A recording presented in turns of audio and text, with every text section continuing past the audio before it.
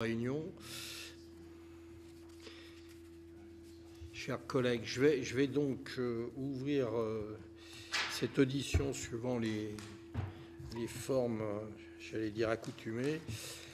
Après les auditions du directeur général de l'énergie et du climat, puis du secrétaire général des affaires européennes, on poursuit aujourd'hui les travaux de notre mission d'information par une table ronde sur le thème des technologies et de la recherche dans le domaine des biocarburants, des carburants de synthèse durable et de l'hydrogène vert.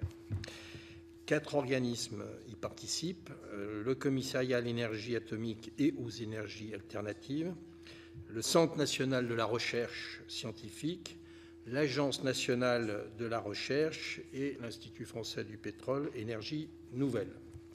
Cette réunion est captée, et je le reprécise pour tout le monde, elle est diffusée en direct sur le site interne du Sénat, sur lequel on pourra par la suite consulter la vidéo à la demande, et ainsi que sur Twitter. Nous avons le plaisir d'accueillir cet après-midi M. Thibault Cantat, directeur de recherche et chef du programme Économie circulaire du carbone au Commissariat à l'énergie atomique et aux énergies alternatives, M. Philippe Hérault, responsable du programme Biomasse vert carburant à l'IFP Énergie Nouvelle, M.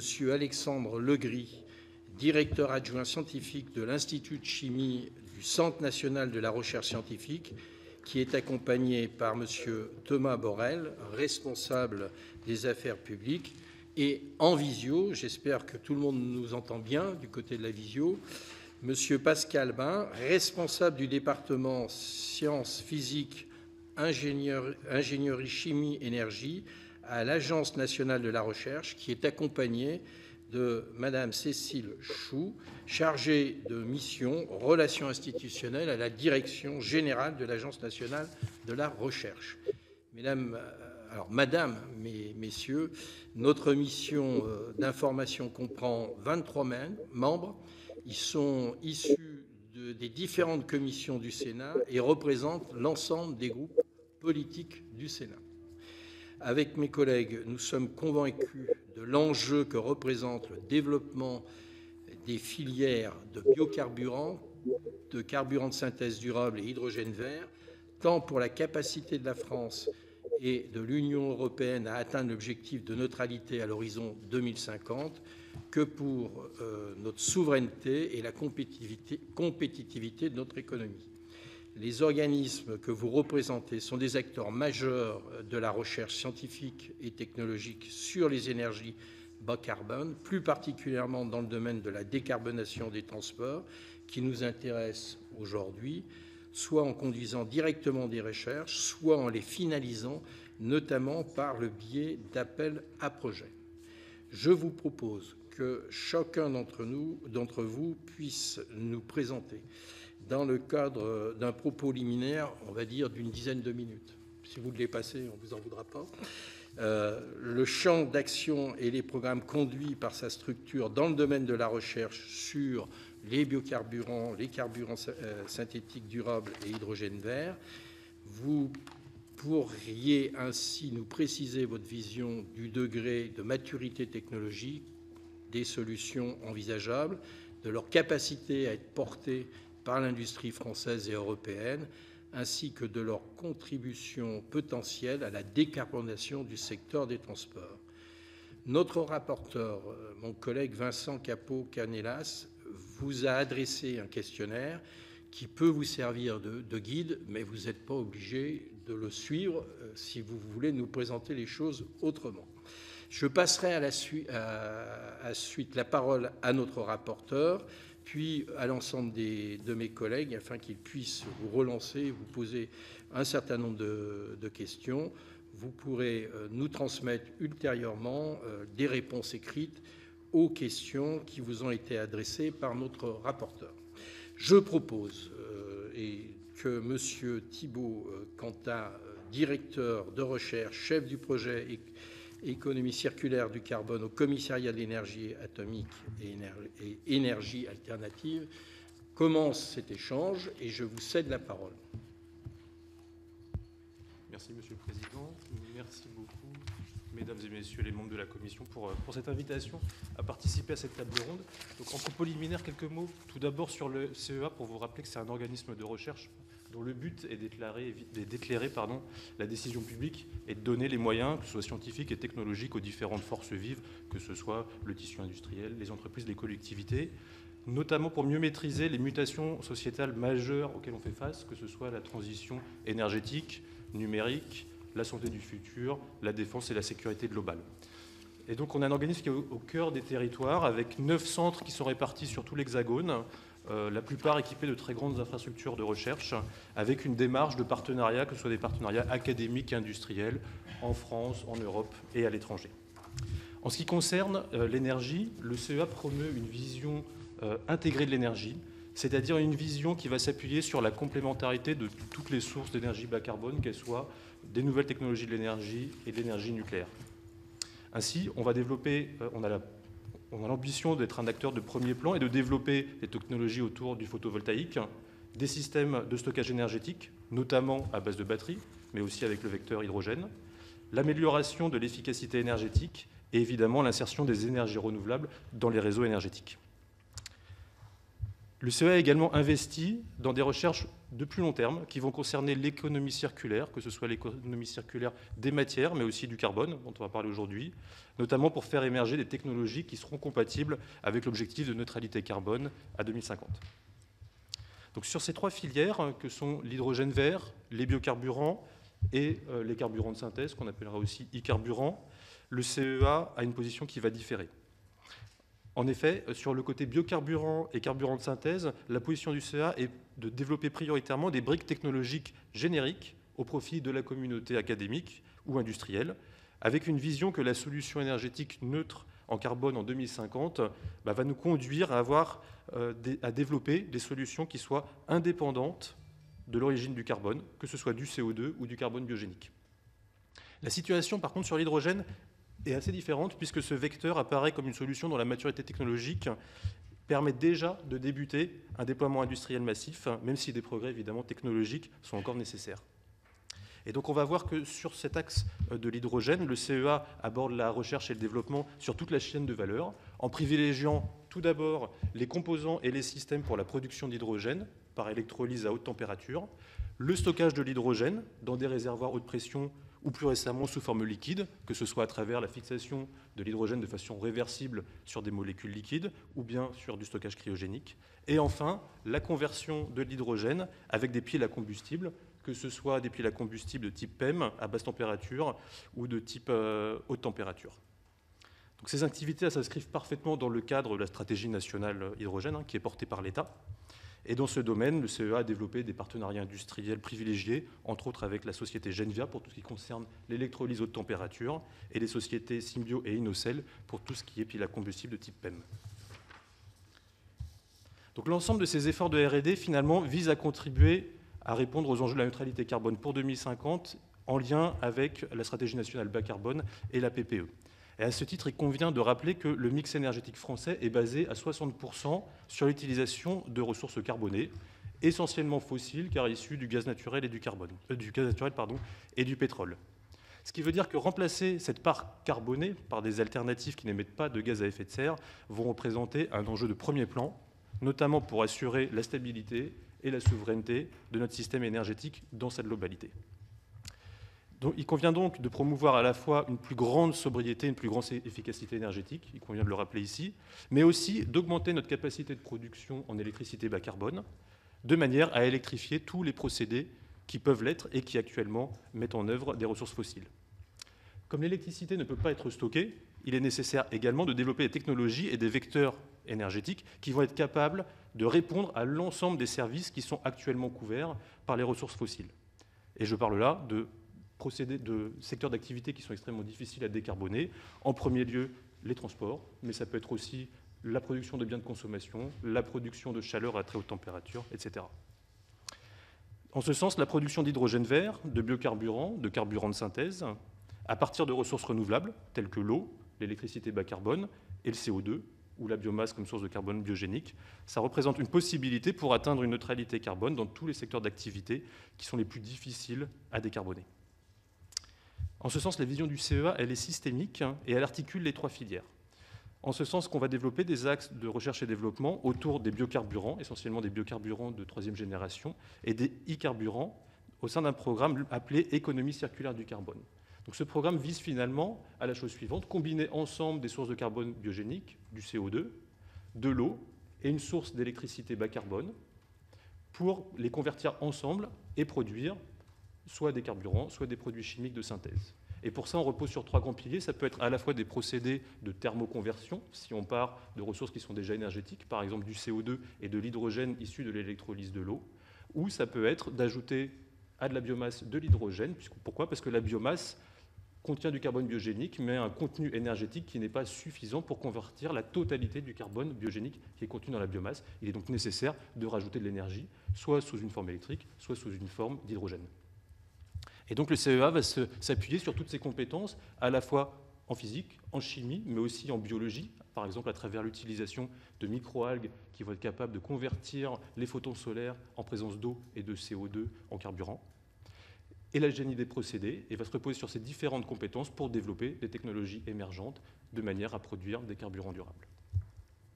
À ce titre, il y a un projet emblématique auquel le CEA participe, qui est le projet Jupiter 1000, soutenu par l'ADEME, sur le port de Fos-Marseille, et qui consiste à développer une installation de production de méthane de synthèse à partir d'électricité renouvelable et de CO2 via le vecteur hydrogène qui est produit par l'électrolyse de l'eau.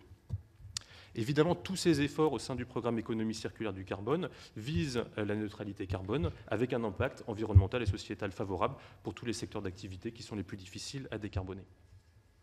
Donc on voit la différence de traitement entre la partie hydrogène et la partie biocarburant et carburant de synthèse à travers les différents PEPR qui vont couvrir ces activités. Donc le CEA copilote avec le CNRS le PEPR sur l'hydrogène décarboné, mais à ce jour, il n'existe pas à proprement parler un PEPR qui est spécifiquement dédié à l'économie circulaire du carbone. En revanche, il existe 2 PEPR, le PEPR SPLIN sur la décarbonation de l'industrie et le PEPR BIBEST sur les bioproduits, biocarburants et carburants durables, auxquels le CEA participe. Et ces PEPR abordent, entre autres, certaines questions de R&D qui sont liées au sujet qui nous intéresse aujourd'hui, les biocarburants et les carburants de synthèse. Sur ces différentes filières, l'absence de solutions technologiques uniques nous impose de pousser en maturité de nombreux concepts, ce qui nécessite une diversité de plateformes technologiques qui vont aller du simple démonstrateur de laboratoire à la ligne pilote. Et donc, au-delà des coûts d'investissement de ces installations, il nous semble important de rappeler que leur maintien en conditions opérationnelles nécessite des moyens financiers et humains qu'il est absolument nécessaire de prendre en compte tenu des temps longs qui sont propres à la recherche et au développement. Et donc le CEA plaide pour une réelle programmation de ces différents investissements et de ces conditions de fonctionnement qui devraient être réalisées aux différentes échelles, à une échelle locale pour les démonstrateurs de laboratoire, en allant jusqu'à l'échelle nationale quand on parle de ligne pilote. Et dans ce but, le but étant évidemment de les pérenniser et d'optimiser l'utilisation des financements publics. Un deuxième point qu'il convient de noter, puisque le rapporteur nous questionnait sur les différents besoins que nous avions identifiés pour faire émerger ces filières, c'est le fait de noter que la maturité technologique de ces 3 filières ne leur permet pas aujourd'hui d'être compétitives économiquement par rapport aux énergies fossiles. Ce serait beaucoup trop facile. Et donc, la réglementation reste un des leviers principaux pour déclencher des investissements de long terme, y compris pour déclencher et favoriser des actions de R&D, notamment des actions partenariales avec le tissu économique. À cette fin, il est primordial que la réglementation européenne soit stable et soit claire. Par exemple, si on regarde les aides nationales ou les aides européennes, le point de vue du CEA est qu'elles portent le plus souvent sur le CAPEX, c'est-à-dire sur les coûts d'investissement, alors que les aides à l'OPEX sont également extrêmement importantes, par exemple afin de garantir des prix de rachat de l'hydrogène vert ou des e-carburants. Comparativement, si on regarde ce qui se passe aux États-Unis, il est vrai que l'Inflation Reduction Act, qui a été récemment décidé, joue à la fois sur le volet des CAPEX et sur le volet des OPEX. On notera en conséquence que quand on regarde l'ensemble des projets qui sont lancés à l'échelle européenne sur les 3 filières, ils concernent essentiellement des projets de démonstrateurs de taille modeste, en décalage avec les scénarios institutionnels, mais aussi associatifs, qui impliquent des puissances de plusieurs gigawatts. Pour certains secteurs d'activité, il faut néanmoins noter que la réglementation est parfois proactive. Si on regarde le package Fit for 55 qui a été récemment décidé, il est proactif. Pourquoi ? Parce qu'en un sens, il ouvre une part de marché qui va être dédiée notamment pour le transport aérien, mais aussi pour le transport maritime. Si on se focalise sur le transport aérien, il prévoit qu'à l'échelle 2050, 63% des carburants devront être des carburants durables pour le transport aérien à l'intérieur de l'Europe. 28% d'ailleurs de ces carburants devront être d'origine non biologique, car il est clair que la mobilisation de l'ensemble des biomasses pourrait devenir un facteur limitant. Et donc c'est aussi un point de vigilance à garder en tête, de ne pas baser toute une approche qui mettrait en œuvre uniquement la biomasse comme moyen de stocker l'énergie sous une forme durable, sous la forme de carburant durable. Enfin, si l'urgence climatique ne peut plus être aujourd'hui niée, il nous revient d'assurer la neutralité carbone et pour cela, avoir le recours à toutes les énergies bas carbone qu'on pourra développer.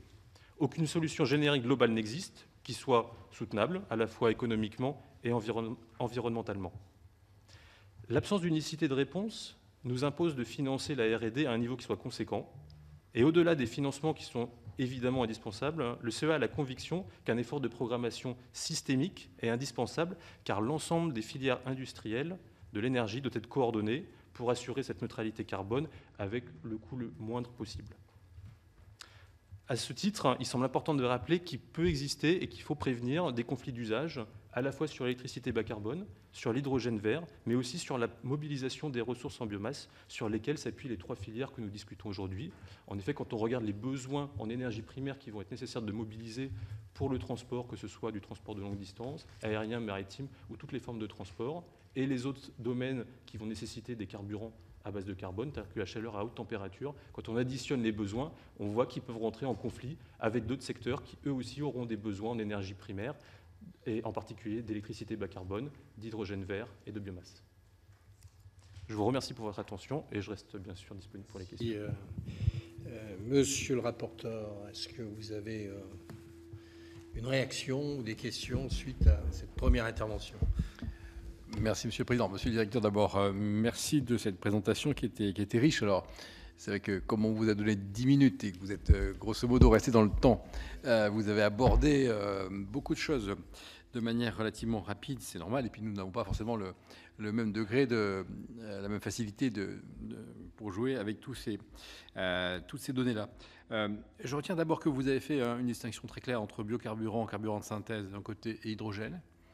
Est-ce que vous pouvez nous repréciser pourquoi vous faites cette différence-là un peu plus clairement que vous l'avez fait tout à l'heure? Vous l'avez fait en tout cas peut-être un peu vite pour nous. Et puis deuxième point, vous avez insisté sur l'absence de solution technologique unique aujourd'hui et sur le fait que la maturité technologique n'était pas telle que, du point de vue économique, on puisse envisager que tout ceci puisse être mis en œuvre, en tout cas l'état actuel de l'art, si je puis dire. Voilà, bon. Alors, je comprends le plaidoyer après qui consiste à dire qu'il faut continuer l'effort de recherche et qu'il faut fixer un certain nombre de règles ou sur le rachat ou sur, etc., les OPEX et compagnie. Mais nous, on va être assez pragmatique ici et on se dit, tiens, on veut faire la transition technologique et c'est d'ailleurs pour ça qu'on vous a fait venir. Grosso modo, vous nous dites quand même,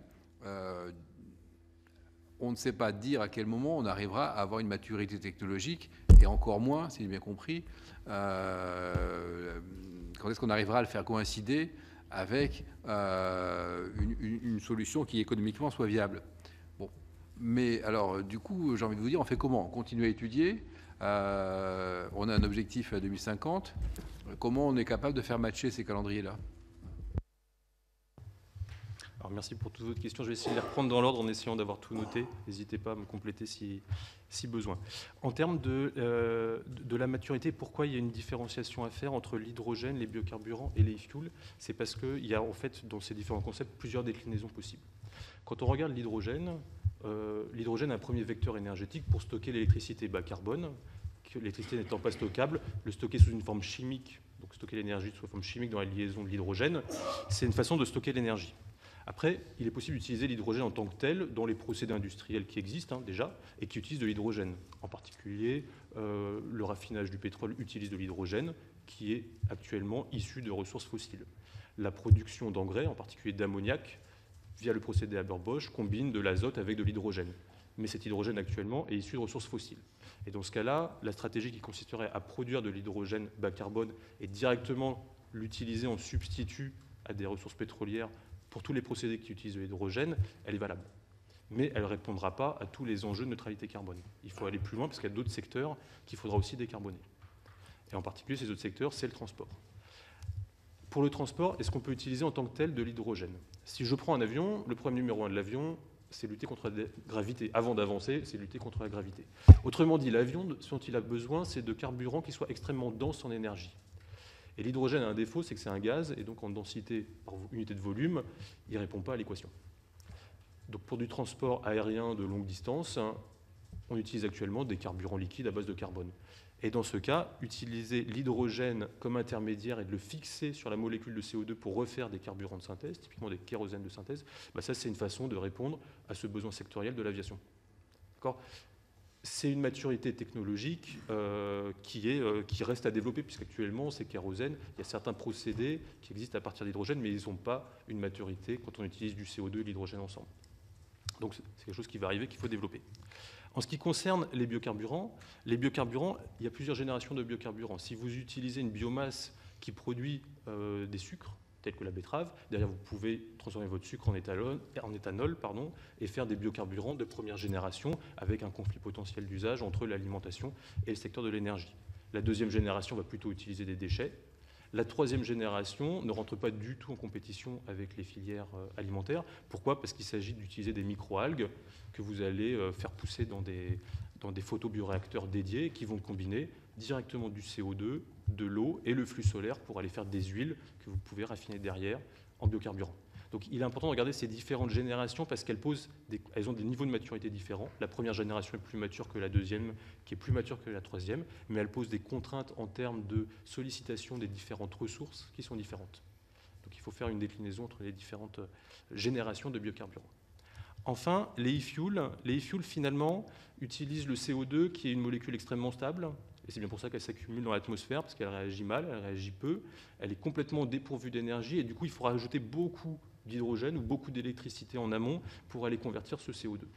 Et donc, comme c'est plus gourmand en énergie, votre rendement énergétique total, il est plus faible, et du coup, il faut vraiment déployer ces solutions là où on a encore besoin de carburant durable. Si je prends le cas du véhicule électrique, est-ce bien intelligent d'utiliser un véhicule qui utiliserait des carburants durables, sachant que produire des carburants durables utiliserait plus d'électricité bas carbone, plutôt qu'une solution qui mettrait en jeu une batterie? Si le rendement énergétique de la batterie et que l'analyse de cycle de vie global nous dit que c'est plus intéressant de faire la batterie, il faut aller sur la batterie. Pour l'avion, encore une fois, le problème numéro 1 est qu'il reste dans les airs. Et là, on a peu de solutions technologiques. On est obligé d'aller vers des carburants qui soient durables. Et ça se reflète très bien au niveau européen parce qu'on voit qu'il y a 2 IPCEI qui sont sur les filières hydrogène et il n'y a pas encore d'IPCEI, par exemple, qui existe sur les filières de biocarburants ou de carburants de synthèse. Donc on voit cette différence de maturité qui apparaît. Merci. Donc je vais passer la parole à Jean-Philippe Perrault, qui est responsable des programmes biomasse vert, carburant vert, VERS, à l'IFP Énergie Nouvelle. Monsieur Perrault, vous avez la parole. Merci, le Président. Bonjour à tous.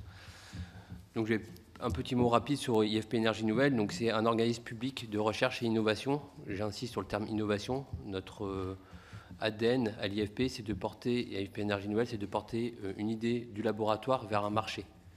Et donc, c'est vraiment d'aller chercher à valoriser notre recherche. Et on valorise notre recherche notamment par la vente, par notre filiale Axens, qui va vendre des licences à différents industriels dans le monde. IFP Énergie Nouvelle et les biocarburants, c'est une longue histoire. On a développé, il y a plus de 40 ans, les premières générations de biocarburants qui viennent d'être citées par M. Cantat. La partie biocarburant qu'on retrouve aujourd'hui à la pompe, issue d'huile de colza ou de sucre issu des betteraves, notamment pour la France. Donc le E10, B7 que vous avez à la pompe sont des carburants de première génération dont l'IFP a fait la recherche dans les années 80-90. Depuis maintenant une vingtaine d'années, une dizaine d'années, IFP a développé ou axé sa recherche sur les carburants avancés. Donc quand on dit carburant avancé, c'est donc issu de biomasse qui ne rentre pas en compétition avec l'alimentation humaine et animale. Donc pour ça, on a va dire, mis 3 procédés à l'échelle industrielle.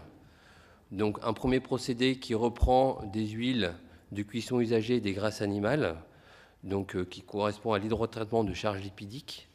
Donc c'est des procédés qui sont proches de ce qui peut être trouvé dans le raffinage conventionnel d'énergie de carburant de pétrole, et donc qui a un niveau de maturité relativement élevé, qui ont nécessité un développement en termes de temps plus réduit et qui sont aujourd'hui industriels.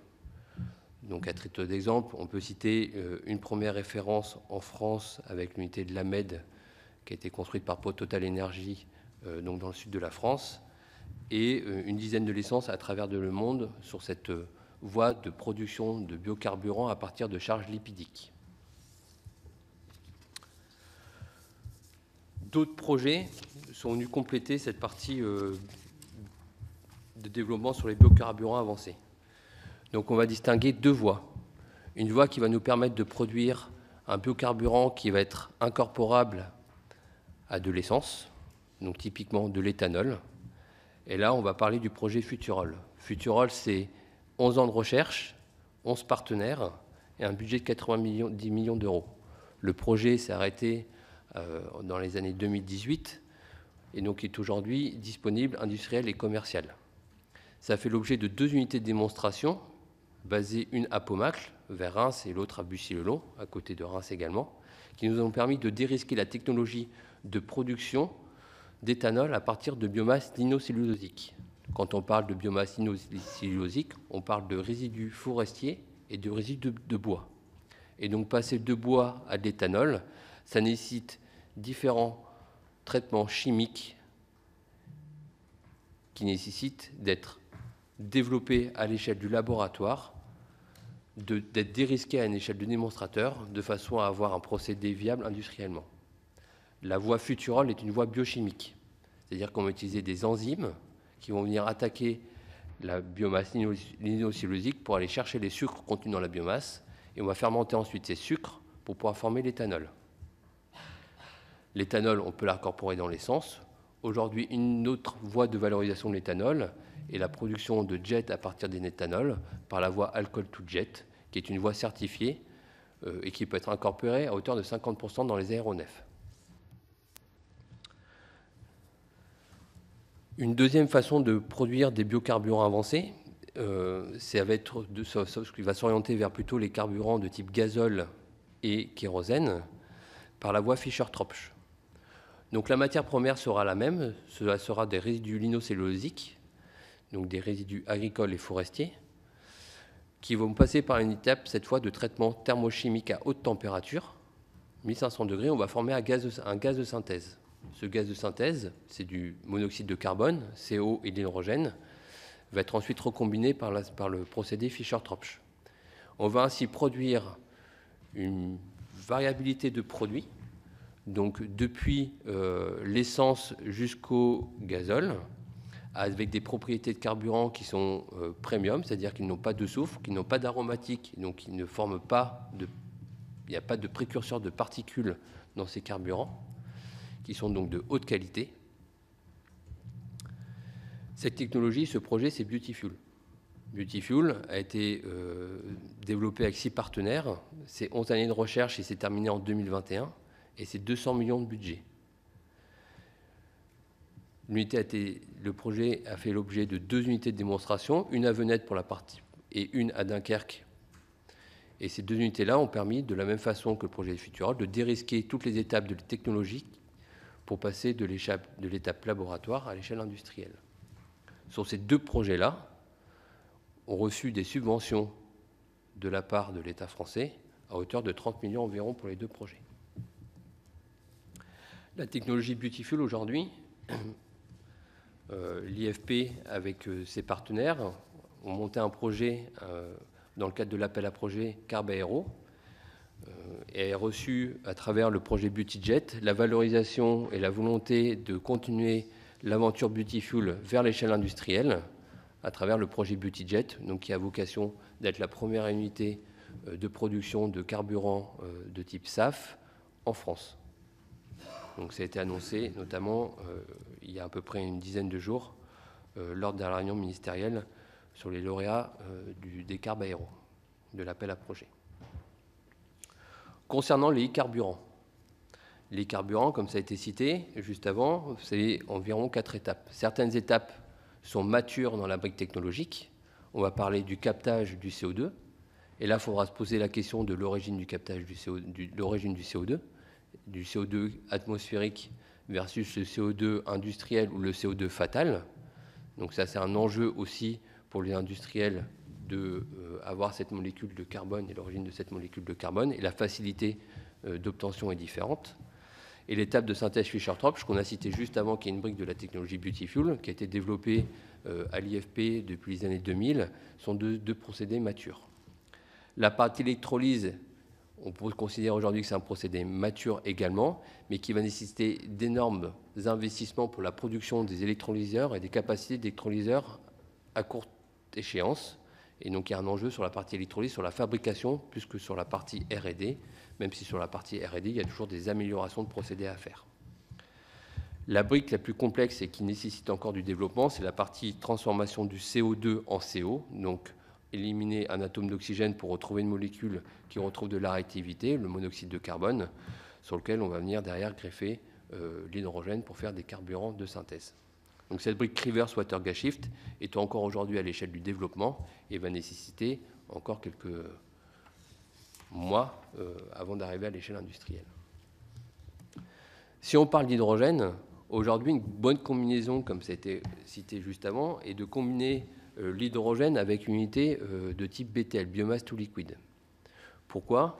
Parce qu'en combinant cet hydrogène avec du carbone biogénique, on va pouvoir maximiser le rendement de la chaîne et donc ainsi valoriser au maximum la ressource biomasse pour la production de carburant. Et quand on connaît ou quand il y a le débat sur la disponibilité de la biomasse, apporter de l'hydrogène et puis valoriser le maximum de la biomasse, ça représente un intérêt. Et en même temps, c'est un moyen de mettre de l'hydrogène dans un aéronef, par exemple, dans un environnement sécurisé qui dispose d'une logistique déjà existante, dans un carburant dense. Donc l'hydrogène, on peut le porter quelque part par le carbone. Voilà. En conclusion, ce qu'on pourrait dire, c'est qu'on a la maturité technologique pour produire des carburants, des biocarburants avancés. Aujourd'hui, la maturité technologique, elle est là. Les procédés ont été développés et démontrés à l'échelle pré-industrielle. Et aujourd'hui, on doit passer à la partie déploiement de ces technologies pour pouvoir répondre à l'objectif 2030 et 2050 de production de carburants, de biocarburants. La France a des atouts. Elle dispose de la ressource agricole et forestière. La France a un écosystème industriel. Donc on a un savoir-faire dans la production de carburants, dans les sites industriels sont déjà présents. Et on a développé des technologies issues de nos propres travaux français de recherche. Donc on a aussi ce savoir-faire technologique, on a cette connaissance pour pouvoir faire les produits. Par contre, maintenant, il faut passer au déploiement. Et pour le déploiement, on considère qu'il y a principalement 3 enjeux. Structurer la filière d'approvisionnement de la ressource. Souvent, quand on dit, et quand on le voit à travers certains projets, qu'il faut faire un projet industriel, c'est la partie unité et production, mais c'est aussi un vrai projet pour aller récolter la ressource, chercher la ressource et la porter au pied de l'unité. Donc c'est presque 2 projets. Le deuxième point, c'est le soutien à l'investissement. Ça a été évoqué juste avant avec le soutien au CAPEX. Donc le soutien au CAPEX, c'est un point important. Ce sont des millions qui sont en jeu sur la partie investissement. Et le soutien à l'investissement permet à l'industriel de réduire son risque par rapport à différentes étapes du projet. Et enfin, une réglementation stable dans le temps. Donc ça, c'est important aussi pour un industriel d'avoir quelque chose qui est stable, de façon à ne pas avoir de mauvaises surprises, on va dire, dans le développement et dans la valorisation des produits qu'il pourra avoir. Je rajouterai à la fin qu'il ne faut pas opposer les filières. Il ne faut pas se dire tous les secteurs vont avoir besoin, dans tous les cas, demain on aura besoin d'un mix énergétique pour pouvoir répondre à la demande des transports. Il ne faut pas opposer les différentes filières les unes aux autres. Il faut que toutes les filières s'associent de façon à pouvoir faire des unités les plus importantes possibles et réduire les coûts de production associés. Et on est capable, avec ces procédés-là, de pouvoir diriger les produits vers différents marchés ou différents secteurs, que ce soit le transport terrestre ou aéronautique. Merci. Monsieur le rapporteur. Merci. Je vais être très bref parce que votre propos était assez clair. Vous insistez surtout sur le besoin de passer au déploiement avec l'idée que la maturité est plutôt là, sur les points que vous avez évoqués. C'est ce que je retiens. Complètement. Sur la voie, pour la biocarburant avancé, que ce soit par la voie biochimique ou thermochimique, la maturité technologique existe. Aujourd'hui, a été démontrée à l'échelle pré-industrielle. Et la question du volume potentiel de la capacité en termes de développement, en termes de volume, de coûts, etc. De coûts ? De coûts et de volume. Alors les volumes, donc c'est quelque part la disponibilité de la ressource, quand on dit les volumes envisagés. Donc il y a une étude qui a été faite par Imperial College en 2021 qui montre que le potentiel biomasse en France existe pour produire une quantité suffisante de biocarburants avancés.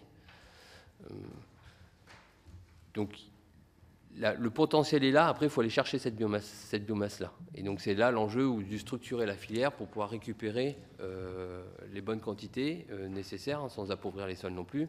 Voilà, il y a toute une réflexion qui a été faite aussi, et l'Imperial College n'a pas considéré que 100% de la biomasse était récupérable. Donc ça c'est présent.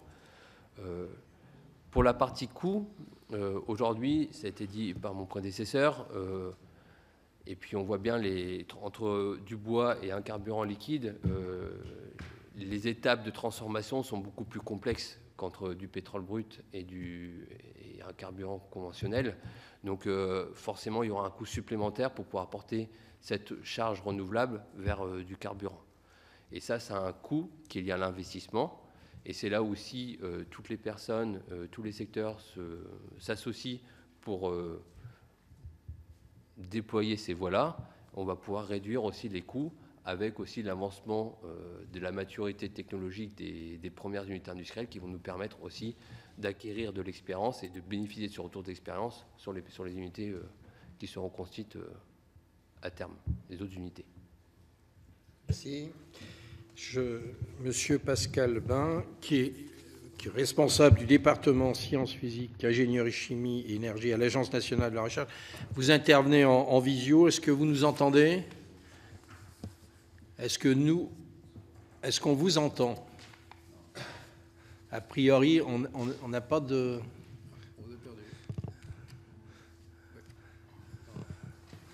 Il n'y a pas le retour vers nous.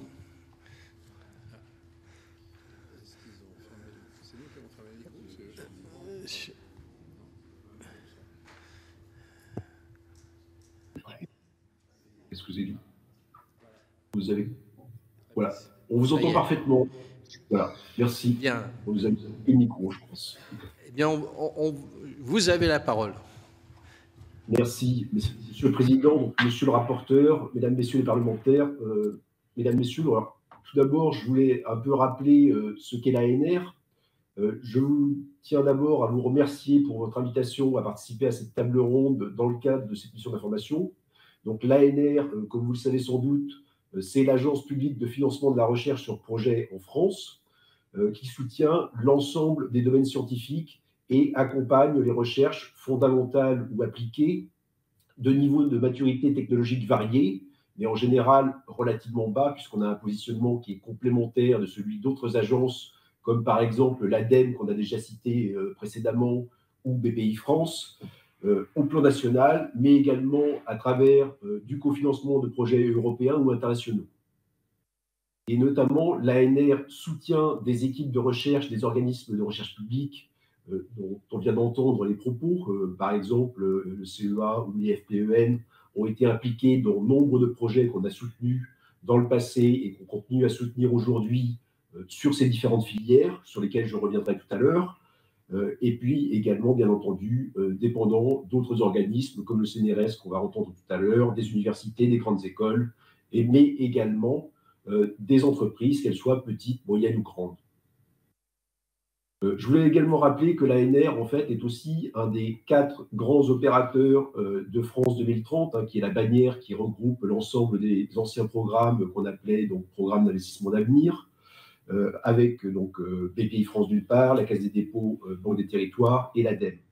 Et à ce titre, l'agence prend en charge l'organisation de la sélection, du conventionnement, du financement, du suivi, des audits, de l'évaluation et de l'impact des projets qui sont financés dans ce cadre et dans lesquels en fait, elle a cette responsabilité et qui sont notamment un certain nombre d'actions positionnées dans le soutien à la recherche amont, je définirai tout à l'heure ce dont on parle là, et aujourd'hui, principalement dans le cadre des stratégies nationales d'accélération, dont le volet amont est décliné sous la forme de PEPR, dont on a entendu le sigle, donc Programme et équipements prioritaires de recherche, puisqu'il existe un PEPR dédié à l'hydrogène décarboné, correspondant à cette stratégie nationale, dont je suis en fait responsable de la mise en œuvre côté ANR, sachant que ce PEPR est piloté d'une part par le CEA, d'autre part par le CNRS, et également d'autres PEPR qui ont déjà été mentionnés également,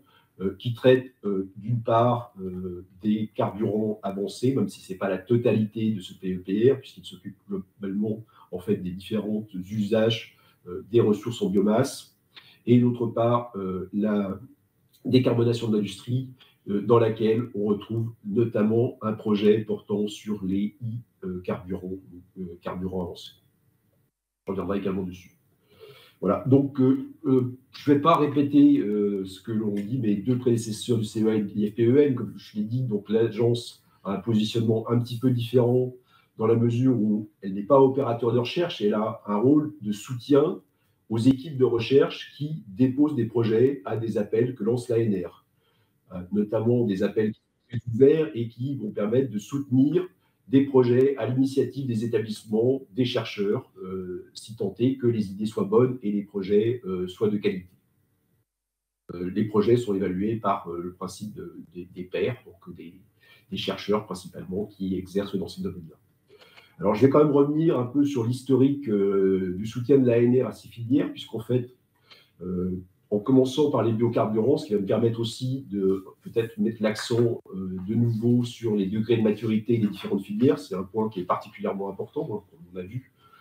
En commençant par les biocarburants. Effectivement, c'est une filière qui présente, pour certains aspects, et notamment, donc, on a mentionné la 2e génération, un degré de maturité qui est assez avancé aujourd'hui, effectivement, avec des résultats, par exemple, autour du démonstrateur qui avait été financé par l'ADEME dans le cadre du Fonds Grenelle de l'environnement, donc Futurol. Mais je tenais à souligner que, en fait, ce démonstrateur Futurol s'était appuyé sur des travaux qui avaient été réalisés, notamment dans le cadre de projets ANR. Je pourrais donner la liste ici, mais ce n'est peut-être pas l'endroit, mais je vous la donnerai dans le compte-rendu que je vous ferai de réponse à vos questions, une liste d'un certain nombre de projets qui avaient été soutenus par l'ANR sur des briques technologiques spécifiques, que ce soit pour déconstruire la biomasse, puisqu'on a dit que c'était une des étapes clés au départ. Quand on parle de la biomasse, il faut la déconstruire pour avoir accès aux différentes ressources, mais également des voies de transformation des différentes, donc pour aller jusqu'au produit final. Et donc, toutes ces briques technologiques avaient été financées dans le cadre de différents projets par l'ANR pour ensuite mener à la création de ce démonstrateur. Voilà. Donc, on perçoit aujourd'hui le potentiel avec la mise sur le marché du produit qui en est issu.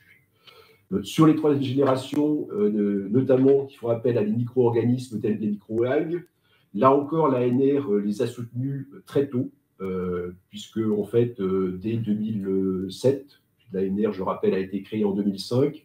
C'était au menu de sa programmation. Donc, on était parmi les premiers à soutenir ce type de projet-là.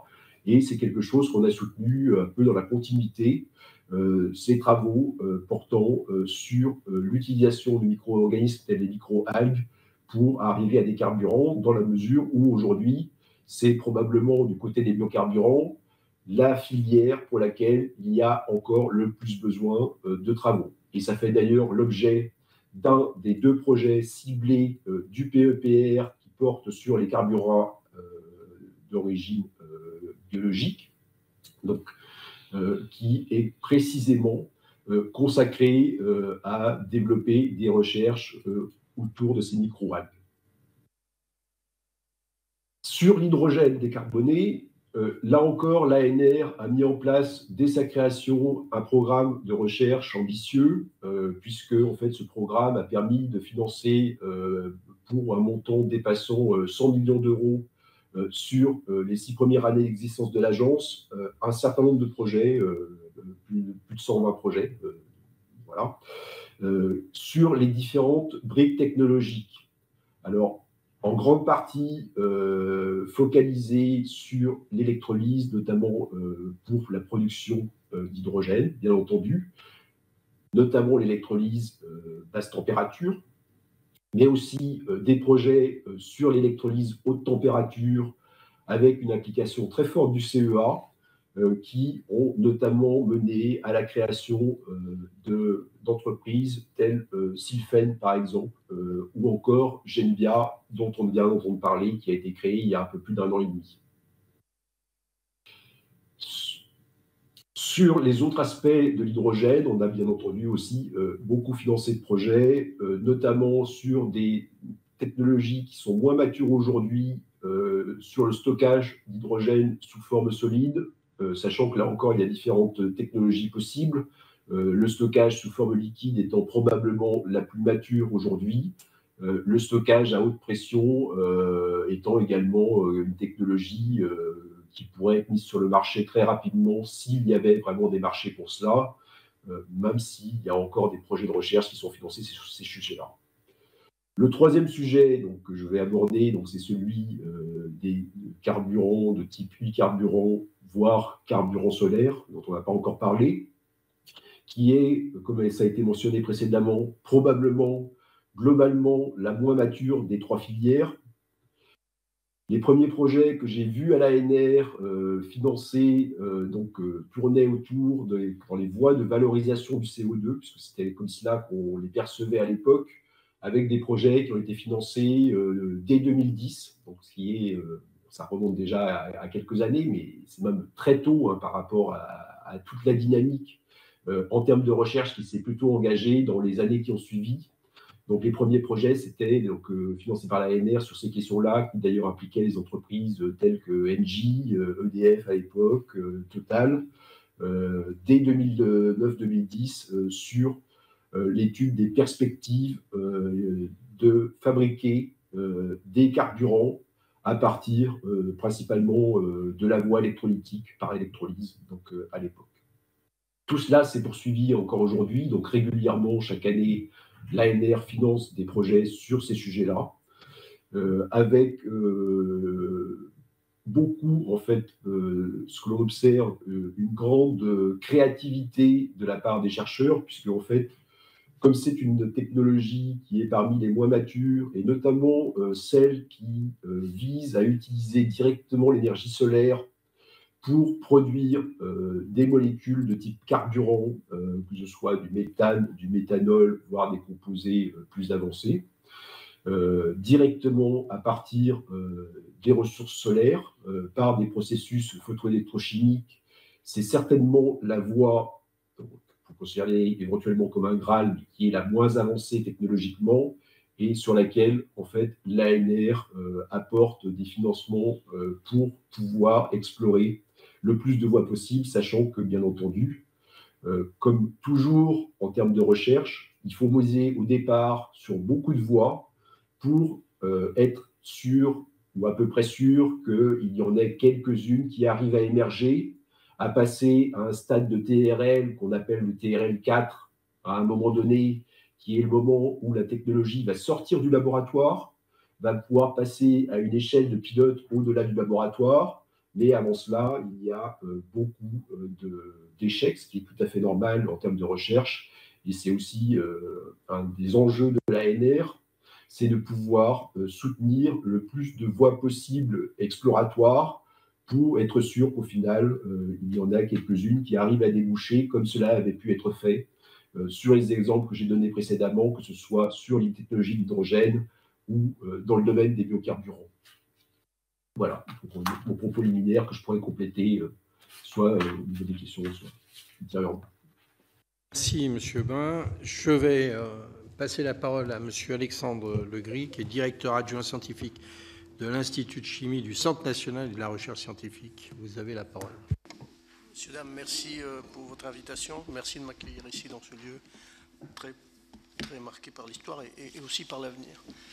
Bien, je vais vous exposer un petit peu le fonctionnement du CNRS qui est un peu différent de celui qui a été évoqué par mes prédécesseurs et néanmoins tout à fait complémentaire, puisque nous travaillons sur le terrain, main dans la main, plus près, avec les collègues du CEA, dans de nombreuses unités que l'on porte avec eux, unités mixtes, mais aussi dans nos unités que l'on porte avec les universités. On a beaucoup de collaboration avec le CEA et aussi avec l'IFPEN.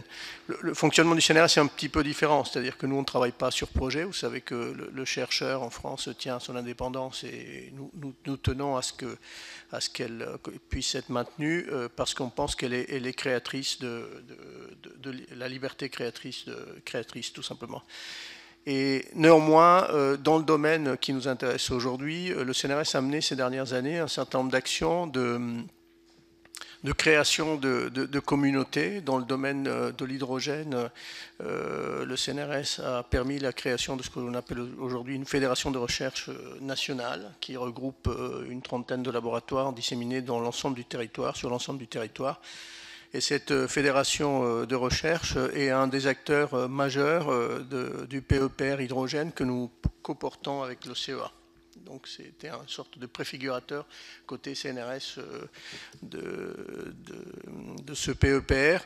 Et donc les domaines qui sont traités dans cette fédération de recherche couvrent l'ensemble des activités en lien avec la production propre de l'hydrogène, avec aussi l'utilisation de l'hydrogène comme vecteur de transport, avec l'utilisation des piles à combustible, et aussi de le domaine de stockage de l'hydrogène. Certains ont été évoqués. On travaille aussi sur des recherches dans le stockage sous forme solide, par solution solide dans des métaux par exemple.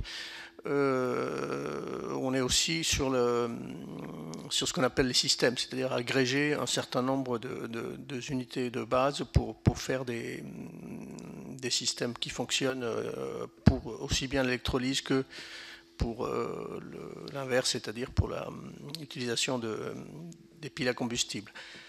Ces recherches-là sont très complémentaires ou un petit peu parfois en amont de ce qui a été évoqué par mon collègue du CEA. Et on travaille en toute bonne intelligence avec eux sur l'ensemble du territoire. Dans le domaine des biocarburants, le CNRS a aussi procédé au milieu des années 2010 à la création d'une fédération nationale qui s'appelle INCRISE, qui travaille sur les biocarburants.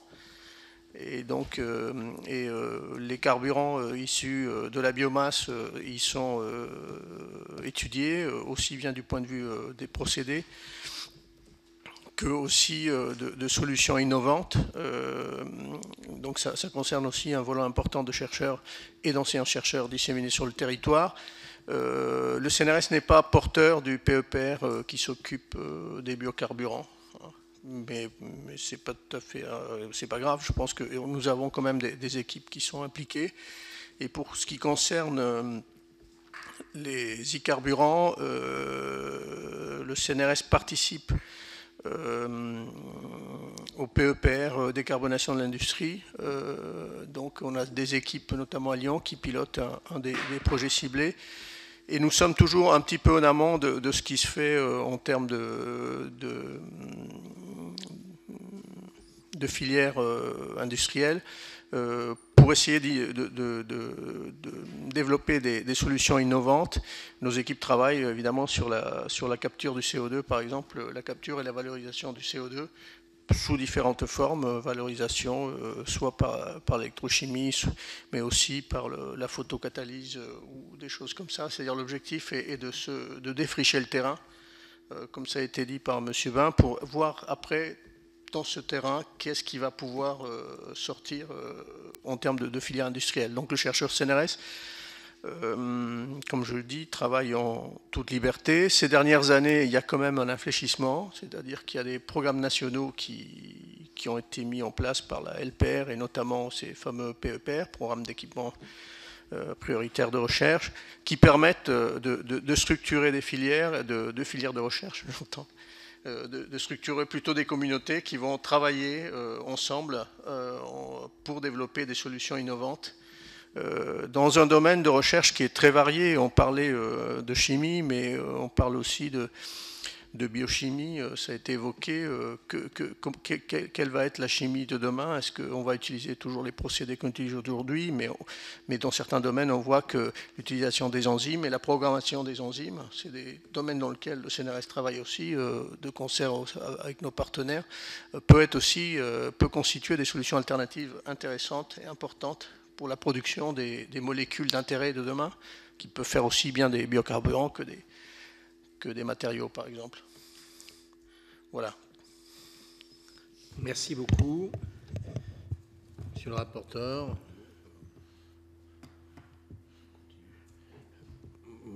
Pour moi, on a auditionné tout le monde, monsieur, cher collègue.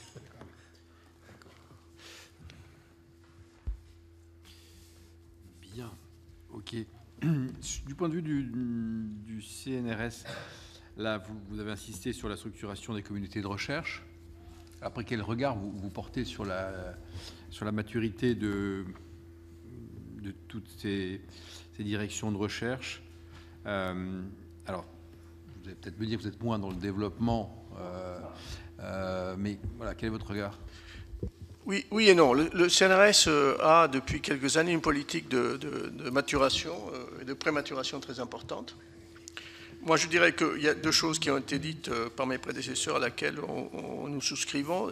D'une part, c'est clair que transformer la matière, partir de matière basse énergie pour l'amener vers la haute énergie, ça a un coût et ça a aussi un rendement. Ça a été évoqué. Donc, il y a un prix souvent à payer pour passer ce col énergétique, si j'ose dire. Et donc, qu'est-ce qui peut compenser ce surcoût, hein? C'est bien entendu la réglementation. C'est clair qu'aujourd'hui, si on pouvait continuer à utiliser le pétrole, ce serait évidemment le moins cher, mais je pense qu'on est tous à peu près convaincus que c'est pas une voie qui est très durable, et donc il y a un surcoût à assurer. Aussi, je pense que les communautés scientifiques, c'est des citoyens, donc les gens sont de plus en plus convaincus, et donc il n'y a pas que ces thématiques qui sont très sociétales, à l'interface donc entre notre mode de vie et la science, attirent aussi et permettent aussi de structurer la communauté. Et puis après, moi ce que j'ai entendu, c'est qu'on a affaire à des technologies qui ont une certaine maturité. Après, c'est une question de surcoût et de coût d'installation. J'ai entendu parler de CAPEX et d'OPEX. Je pense que c'est des choses aussi qui sont importantes. C'est bon pour vous, monsieur le rapporteur? Martine Berthet. Oui, merci beaucoup. Merci, monsieur le président. Merci beaucoup, messieurs, pour ces éléments. C'est vrai qu'on voit qu'il y a une recherche qui apporte plein de possibilités, et que c'est pour ça que je dis toujours qu'il faut garder espoir. En France, on a beaucoup de chercheurs et de bons chercheurs, donc voilà, nous trouverons des solutions. Par contre, comme vous l'avez dit, ensuite, il faut pouvoir amener la biomasse, enfin voilà, organiser toute la filière. Alors justement, comment travaillez-vous avec les entreprises ensuite? Parce que quel lien faites-vous? Vous êtes sur la recherche, mais derrière, qu'est-ce qui est mis en œuvre pour que, alors les entreprises, peut-être aussi les labos de recherche de certains groupes industriels, enfin, comment faites-vous le lien?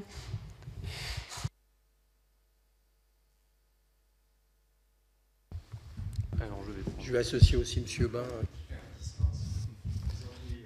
Alors, du côté du CEA, tout est tiré en fait par la maturité technologique. C'est-à-dire que si on est sur de la maturité technologique basse, donc de la recherche de laboratoire amont, on va être essentiellement sur de la recherche partenariale avec le tissu académique.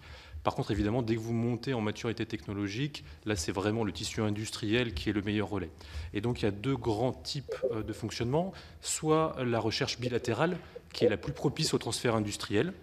Donc là, évidemment, il y a un intérêt directement de l'industriel et le but, c'est d'aller faire du transfert technologique. Donc le mode bilatéral est privilégié. Et puis quand vous êtes dans une zone, un petit peu ce qu'on appelle la veille de la mort de l'innovation, c'est-à-dire vous êtes en train d'explorer cette montée en TRL, vous n'êtes pas encore sur quelque chose qui est suffisamment mature, et bien là, vous pouvez avoir une recherche partenariale à travers des financements institutionnels, que ce soit au niveau national ou au niveau européen, qui vous permettent justement d'avoir un lien privilégié avec un industriel, mais un risque qui est amorti justement par des financements institutionnels. Donc c'est vraiment ça, ça dépend de la maturité technologique, ce qu'on va explorer. C'est extrêmement important de répondre. La réglementation, en fait, on peut croire que la réglementation n'est qu'un moteur pour le développement industriel. En réalité, c'est aussi à travers ces liens entre le tissu industriel et le tissu de la recherche, c'est aussi un moteur pour la R&D. Pourquoi ? Parce qu'il est évident, du point de vue de l'industriel, quand vous avez une réglementation qui se durcit, qui se précise, qui est incitative, qu'ils vont se tourner vers le tissu de la recherche pour trouver des solutions.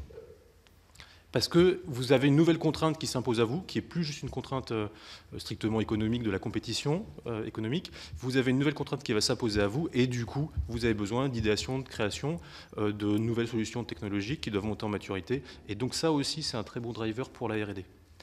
On n'a pas beaucoup répondu à la question que vous avez tous posée sur l'aspect économique parce que c'est extrêmement difficile. On est plutôt des opérateurs de recherche, donc on n'a pas vocation à chiffrer de façon précise quel est le prix d'un e-carburant, quel est le prix d'un biocarburant. Ça dépend énormément des conditions. Par contre, on peut quand même donner un ordre de grandeur parce que c'est bon de l'avoir en tête. Je regretterais qu'on sorte de cette pièce sans que vous ayez un ordre de grandeur en tête. Typiquement, quand on est sur un carburant durable, on parle de quelque chose qui est 3-4 fois plus cher que le carburant issu de fossiles.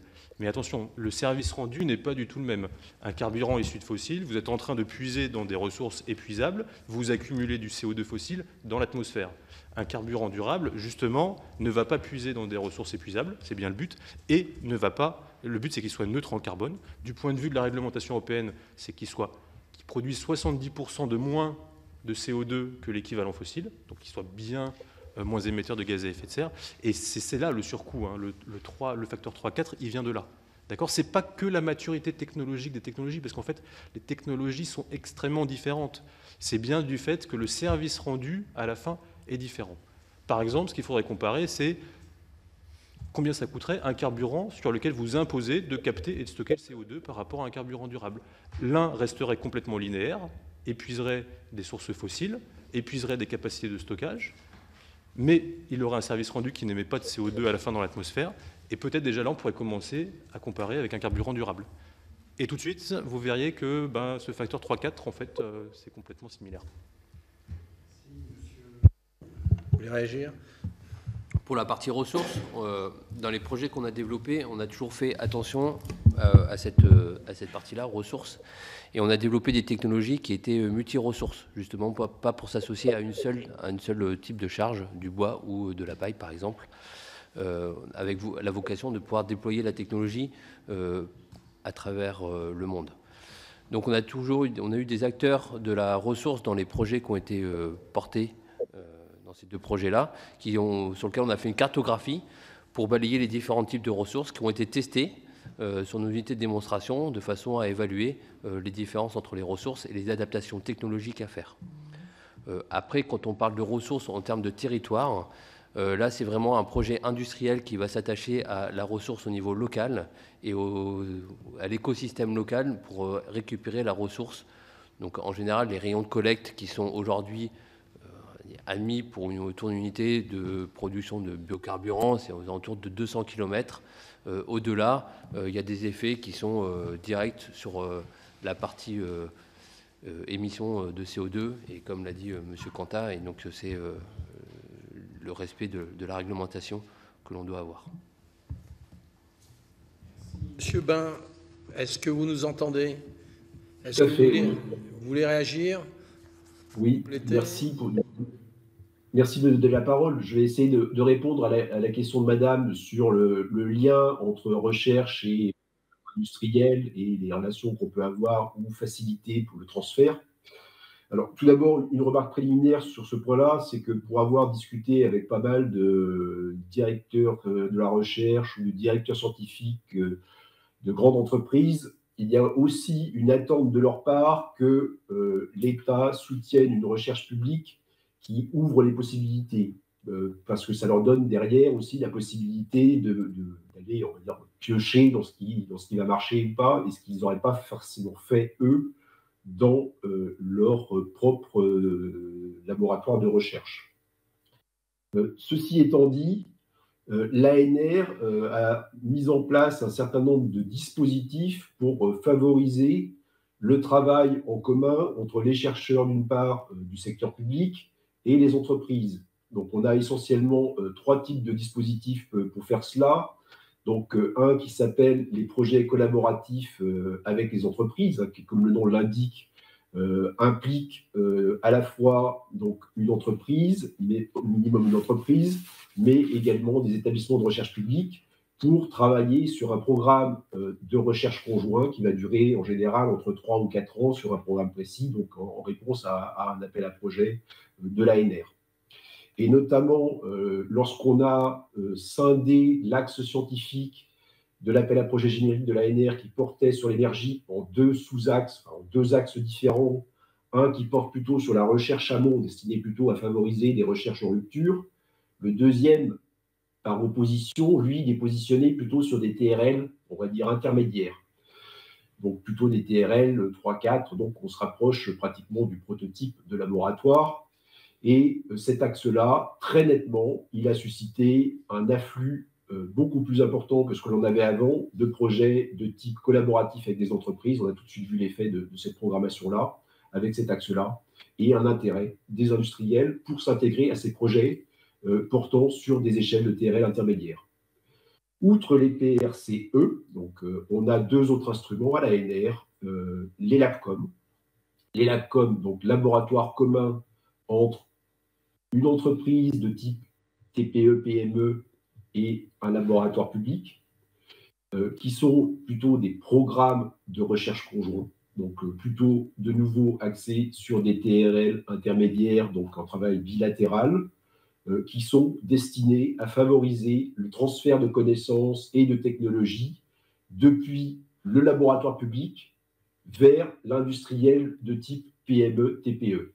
Et notamment pour illustrer, puisque le sujet ici, on a financé en 2017 un projet portant donc, dans le domaine de l'hydrogène, porté par un laboratoire de recherche de Montpellier, spécialisé dans les piles à combustible et les technologies d'hydrogène, et la société Bulan, pour remplacer donc le gaz naturel aujourd'hui utilisé dans les brûleurs, par exemple, pour faire du soudage ou des choses comme ça, par de l'hydrogène. C'est un LabCom qui est dédié à cette technologie-là, avec la société Bulan, pour illustrer les propos. Troisième dispositif de soutien que l'ANR a mis en place pour favoriser ces relations entre les entreprises et les laboratoires publics, ce sont les chaires industrielles. Et ces chaires industrielles, en fait, où l'ANR va financer à peu près la moitié de l'aide dont a besoin de la chaire, et l'industriel ou les groupes d'industriels en question vont financer l'autre moitié pour que les laboratoires impliqués dans la chaire, le laboratoire impliqué dans la chaire, travaillent sur des sujets d'intérêt pour ces industriels ou cet industriel ou ce groupe d'industriels. Et on a notamment financé, dans ce cadre-là, une chaire sur le transport d'hydrogène, par exemple, récemment. Voilà, pour un peu illustrer, sachant que, pour compléter cela, en général, c'est vrai que l'ANR finance plutôt des projets n'impliquant que la recherche publique, en très large majorité, on va dire.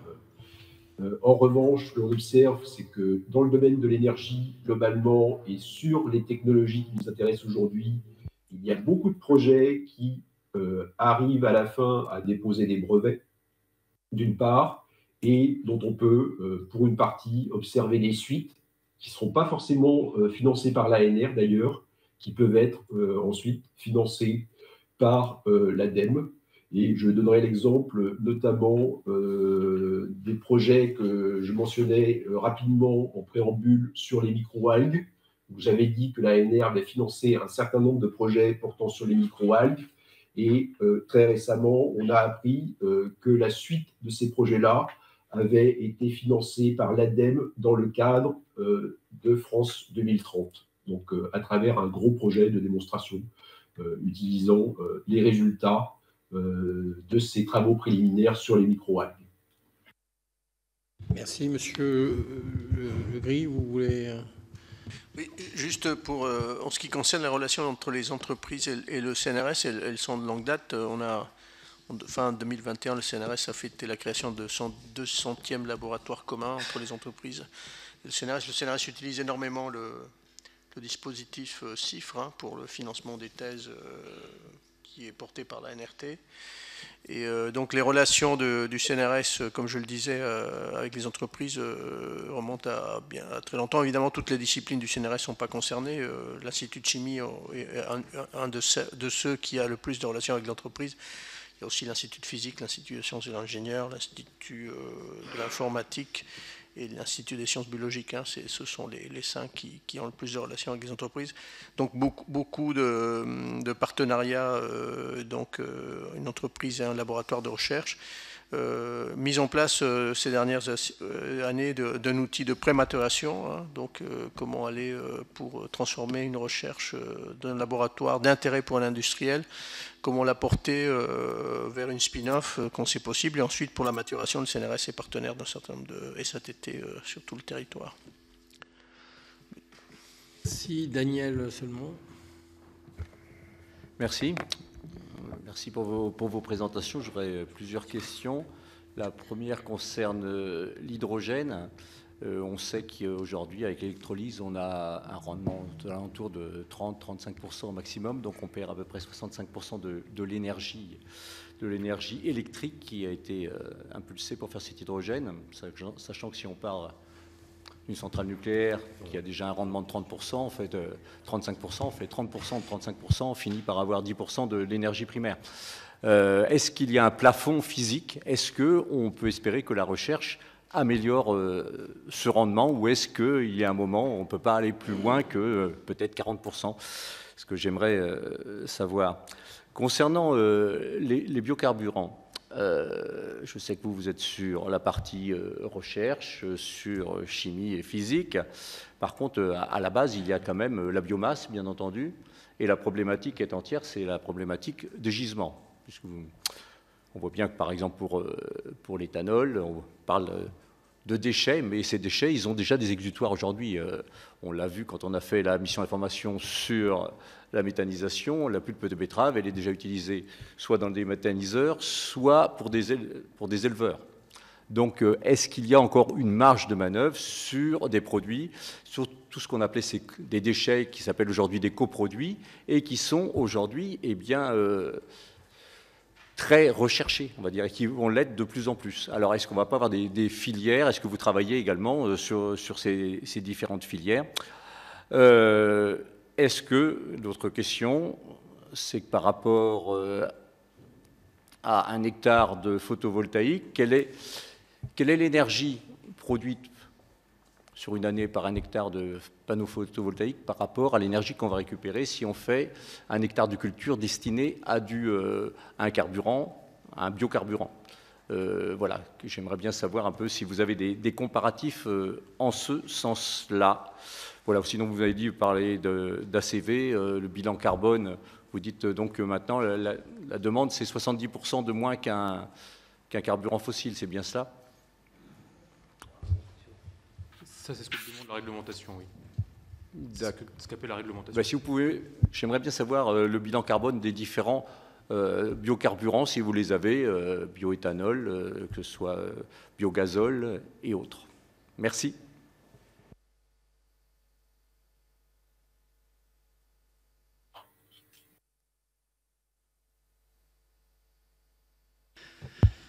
Alors, du coup, je laisserai à mon collègue de l'IFPEN toutes les questions sur les biocarburants. Vous posez la question de l'électrolyse et des limites physiques. Donc, les rendements que vous citez, alors, il faut bien regarder tous les rendements pour la chaîne de valeur et combien vous explorez la chaîne de valeur. Parce que vous avez la production d'hydrogène, après vous avez son stockage, sa distribution, son utilisation. Et donc là-dessus, ça va évidemment varier en fonction des modes d'utilisation. Grosso modo, la question que vous posez quelque part est est-ce bien raisonnable de faire de l'hydrogène si le rendement est inférieur?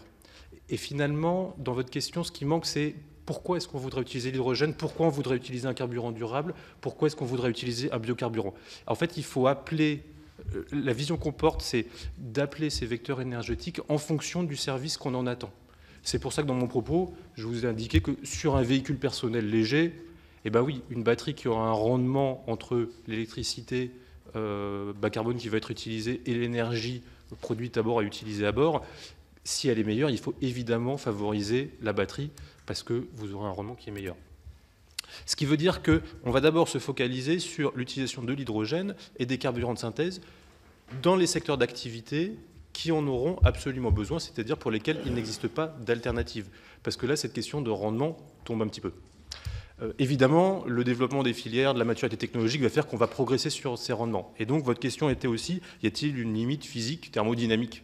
Alors, non, il n'y a pas de limite thermodynamique. Mais la thermodynamique, une fois qu'elle est prise en compte, qui nous dirait qu'on pourrait produire de l'hydrogène avec des meilleurs rendements, la réalité, qui est plutôt la cinétique, comme on arrive à faire l'hydrogène, fait que pour le moment, on est encore à des rendements qui sont aux alentours de 40% sur la chaîne de valeur. Donc, il faut travailler pour améliorer ces rendements. Mais j'insiste sur le fait qu'il faut d'abord viser les utilisations sur lesquelles on n'a pas d'alternative. Évidemment, si vous avez des alternatives, en particulier en termes de sobriété énergétique, d'efficacité énergétique, d'électrification, sans passer par des vecteurs chimiques tels que l'hydrogène ou les biocarburants, il faut les privilégier. Sur la partie gisement, je vais surtout laisser mon collègue de l'IFPEN répondre, en particulier pour les biocarburants. C'était justement un de mes points de vigilance, d'éviter absolument tous les conflits d'usage, parce que de la biomasse des déchets forestiers actuellement sont déjà valorisés dans certaines filières. Et donc c'est bien là mon point de vigilance, aussi bien sur l'énergie bas carbone que sur l'hydrogène, que sur la ressource biomasse. Il y a beaucoup de secteurs vont appeler ces différentes ressources renouvelables pour améliorer leur bilan carbone. Il faut absolument anticiper et éviter ces conflits d'usage.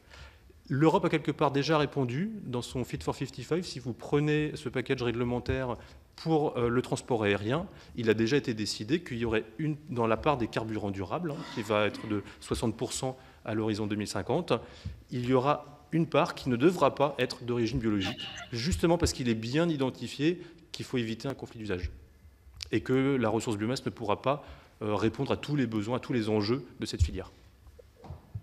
Monsieur Hérault. Donc, je prends le relais sur la partie biocarburant. Alors effectivement, notre domaine d'activité, effectivement, c'est plus la physique et la chimie que la partie gisement. Comme j'ai cité tout à l'heure, il y a un rapport de l'Imperial College qui a été fait et qui avait pour objectif de recenser la disponibilité ou le potentiel biomasse à l'échelle de l'Europe et à démontrer, en prenant en compte les différents usages, qu'il y avait un potentiel biomasse pour la partie biocarburant qui était en France. Quand je dis potentiel, effectivement, il y a une structuration de la filière à faire parce que aller chercher des éclaircies d'arbres, aller chercher des coupes d'élagage aujourd'hui, eh ben, ce n'est pas forcément fait dans tous les secteurs, dans toutes les régions. Et donc, c'est ces produits-là qu'il va falloir aller chercher plus tard pour pouvoir apporter à la filière la ressource nécessaire pour la production de biocarburants. Donc, il y a vraiment cet aspect potentiel disponible et après structurer la recherche, aller structurer la filière pour récupérer la ressource. Là, on parle de la ressource, on va dire, conventionnelle qu'on peut connaître, forestière et agricole. Après, la réglementation européenne nous ouvre aussi l'opportunité d'utiliser d'autres types de charges. Et là, il y aura aussi des enjeux de R&D, de RI qui seront à faire sur cette partie-là. L'utilisation de bois B, par exemple, donc des résidus de table et de construction du bâtiment, pourrait très bien être une source d'utilisation qui viendrait en complément de la ressource forestière agricole. Des déchets ménagers pourraient être aussi, dans le futur, une source pour pouvoir approvisionner les unités qui auront été en opération, avec des adaptations technologiques à faire, avec du développement à faire au niveau RI, mais ça pourrait être aussi une éventualité pour augmenter le panel de ressources. Sur la partie 1 hectare photovoltaïque par rapport à 1 hectare produit de biocarburant, je n'ai pas d'éléments chiffrés à vous apporter. Je n'ai pas fait l'étude spécifique sur le sujet. Donc, je ne commenterai pas plus sur cette partie-là. Sur la partie ACV, les études ont montré dans les projets qu'on était plutôt aux alentours de 90% de réduction des gaz de CO2 par rapport à la référence fossile pour les procédés de production d'éthanol avancé ou de fuel synthétique avancé. Donc on est quand même sur un niveau qui est supérieur aux 70% de la réglementation européenne. Et encore une fois, ça demande de l'énergie pour le faire. c'est soit ces réductions, hein, la part importante du restant, on va dire, des émissions, c'est la partie récupération de la biomasse. Et donc, il y a des enjeux sur cette filière-là. Si je peux compléter sur les coûts, ou je reviendrai plus tard sur le sujet. Sur les coûts, donc, on a abordé, donc, M. Cantat a évoqué 3-4, juste pour vous donner des ordres de grandeur derrière. Sur les biocarburants avancés, en gros, un coût de production, c'est 50% l'investissement, 25% la ressource et 25% les autres frais de l'unité. Donc l'enjeu sur les subventions à l'investissement pèse un point important sur la partie coût de production finale. Et quand on dit structurer la filière aussi pour la ressource, ça va être deux objectifs, d'aller récupérer la ressource pour l'unité, mais aussi d'aller la récupérer à un moindre coût.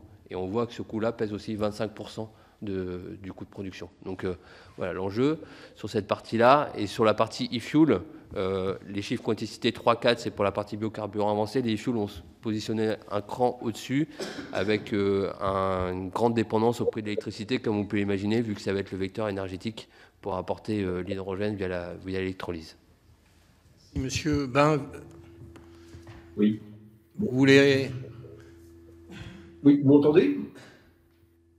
Oui. On vous entend bien. Très bien, merci. Pour rebondir peut-être sur les coûts, alors sur l'hydrogène, effectivement, aujourd'hui, le coût de la production par électrolyse, c'est estimé que 70% est explicable par le prix de l'électricité. Donc voilà, donc ça me donne un peu un ordre de grandeur. Bon, je voulais quand même mentionner que bon, je souscris totalement à ce qui a été dit par M. Cantat, que l'hydrogène, par exemple, ne doit pas être utilisé pour tous les types d'usages en termes de substitution à ce que se fait avec le pétrole aujourd'hui. Très clairement, il sera forcément réservé à un certain type d'usage, et c'est vrai aussi pour les autres types de carburants, qui ne peut pas utiliser, par exemple, l'électricité stockée sous forme de batterie. Je voulais aussi mentionner qu'il y a d'autres limites à la production d'hydrogène. Par exemple, lorsqu'on veut produire de l'hydrogène en utilisant des électrolyseurs PEM, alors c'est un peu technique, donc c'est des électrolyseurs qui fonctionnent à basse température, pour lesquels justement le rendement que vous avez cité est valable aujourd'hui, hein, c'est ordre de grandeur de 40%, ce qui n'est pas vrai sur d'autres technologies. Par exemple, la haute température, on peut monter beaucoup plus haut, même si c'est une technologie qui est moins mature aujourd'hui. Mais sur les électrolyseurs de type PEM, une autre limitation qui fait que de toute façon, on ne pourra pas en avoir suffisamment pour substituer totalement l'hydrogène aux ressources pétrolières, et des ressources fossiles en général, c'est que ces électrolyseurs utilisent de l'iridium, qui est une ressource rare, voilà, et qui va être une contrainte à terme.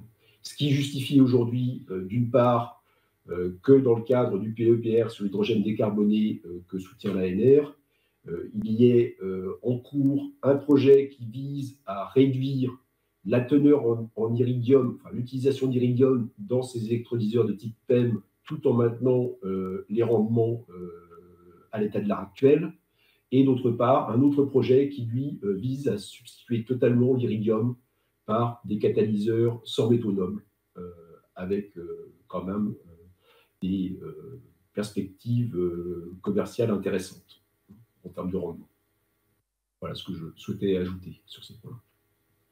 Mais juste un commentaire très général. Si on veut augmenter les rendements, donc il faut de façon générale augmenter les températures et abaisser les cols, donc utiliser des catalyseurs. Ça a été dit par mes collègues. Donc il y a des recherches fondamentales. Après, des fois, faut être conscient que l'énergie disponible elle est largement sous-utilisée. Je vais donner un exemple que je ne veux pas polémique. Dans l'industrie nucléaire, on utilise aujourd'hui quelques pourcents de l'uranium. Si on fermait le cycle, on pourrait en utiliser davantage. Voilà. Merci. Pierre Cuypers. Oui, merci, Monsieur le Président. J'ai une question tout à fait simple à laquelle chacun de nos intervenants va pouvoir répondre facilement.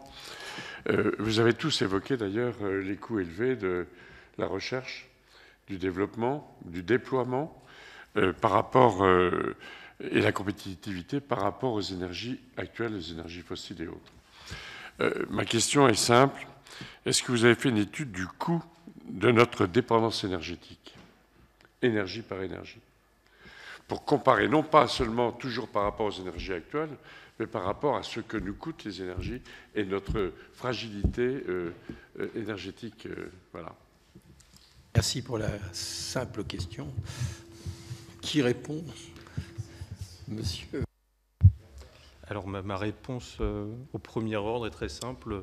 Le CEA est un opérateur de recherche et n'a pas ces éléments macroscopiques pour répondre. Maintenant, au deuxième ordre, à titre personnel, il faut bien qu'on ait conscience quand même que 85% de l'énergie mondiale à l'heure actuelle, c'est de l'énergie chimique qu'on extrait du sous-sol, qu'on brûle pour récupérer électricité et chaleur. Autrement dit, on n'a pas quitté l'âge du feu. Voilà. Et donc le grand paradigme qu'on essaye de renverser aujourd'hui, de changer, d'amorcer, c'est finalement de produire de l'électricité bas carbone et d'être capable de retransformer cette électricité sous une forme d'énergie chimique. Pourquoi? Parce que ça a énormément de sens d'utiliser de la biomasse ou du pétrole, parce que l'énergie chimique, elle est stockée, elle est facile à stocker, à garder pendant des longues périodes, elle est extrêmement dense en énergie, elle est facile d'utilisation et elle est abondante.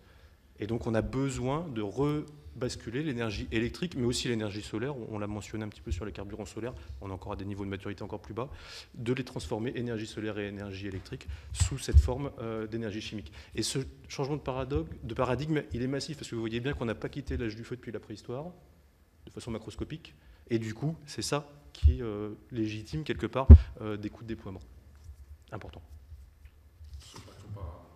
Qui sont pas du tout comparables. Après, vous avez une autre question dans votre question qui est les aspects d'externalité liés à notre système énergétique, la dépendance, par exemple, aux énergies fossiles qui viennent toutes de l'extérieur du territoire national, enfin la plupart viennent de l'extérieur du territoire national. Ce sont des éléments qui, généralement, de par notre construction économique, ne sont pas pris correctement en compte et complètement en compte. Donc c'est évidemment quelque chose qu'il faut réinternaliser et faire des biocarburants si on a la ressource biomasse, faire de l'hydrogène si on a la ressource en électricité bas carbone, qu'elle soit d'origine nucléaire ou d'origine renouvelable, à la limite, peu importe, faire des e-fuels à partir de nucléaire et d'énergie renouvelable.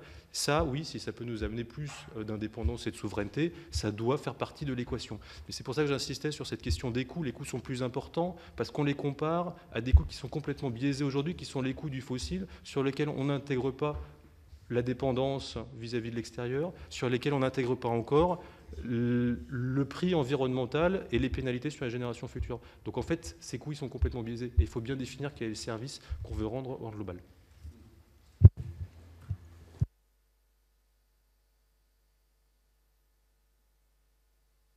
Monsieur Bain, vous voulez réagir? Vous voulez...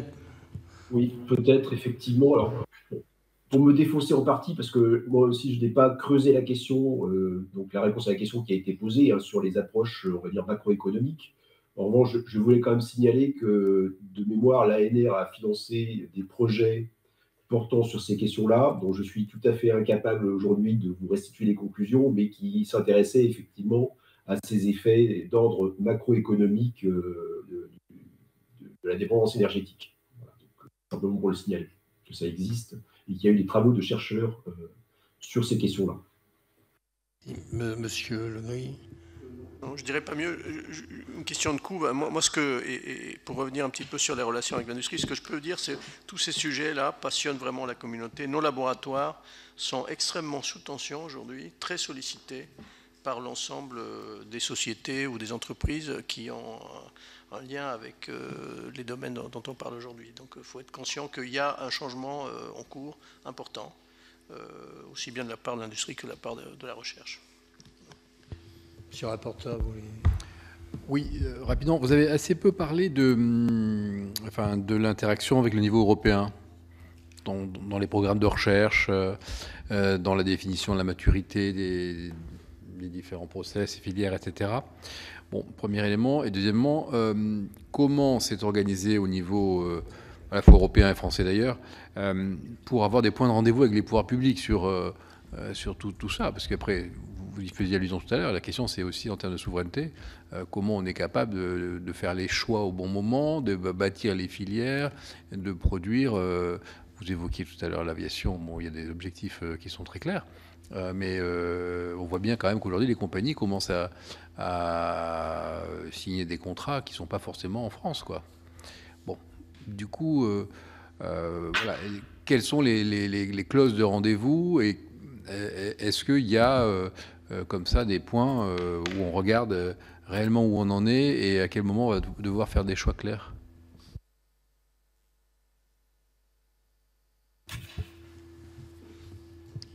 Vous commencez, M. Cantat. Alors, il y a deux éléments à votre question, si j'ai bien compris. L'interaction avec le niveau européen et quand même l'interaction entre le tissu industriel et la commande publique, quelque part. Alors, au niveau européen, il y a deux niveaux de structuration qui ont des maturités différentes. Je disais, sur l'hydrogène, vous avez déjà des private-public partnerships qui sont en place, 2 IPCEI, donc il y a quand même une structuration à l'échelle européenne qui existe pour justement faciliter les liens entre la recherche publique et le tissu industriel. Il n'y a pas d'équivalent à ce jour sur les biocarburants et encore moins sur les e-fuels. Donc il y a quelque chose à construire. Néanmoins, il y a des associations d'organismes de recherche avec des industriels, par exemple sur la valorisation du CO2 pour aller faire des carburants, qui s'appelle CO2 Value Europe, qui a justement est positionné sur ce secteur-là, d'essayer de mettre du lien dans la communauté à travers le tissu, que ça aille du tissu de la recherche académique, de la recherche technologique et des industriels et même des collectivités. Et du coup, ce sont des associations qui sont particulièrement intéressantes pour pouvoir faire émerger une maturité, une communauté qui soit structurée et porter un message au niveau européen.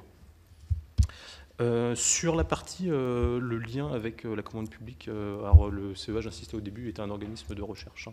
Donc ce n'est pas notre mission de faire ça, mais à ma connaissance, les stratégies d'accélération finalement participent à cette structuration ou préfiguration des filières, puisqu'on a une stratégie d'accélération autour de l'hydrogène bas carbone, une autre stratégie d'accélération autour de la décarbonation de l'industrie, et enfin une autre sur les biocarburants, les bioproduits et les carburants durables.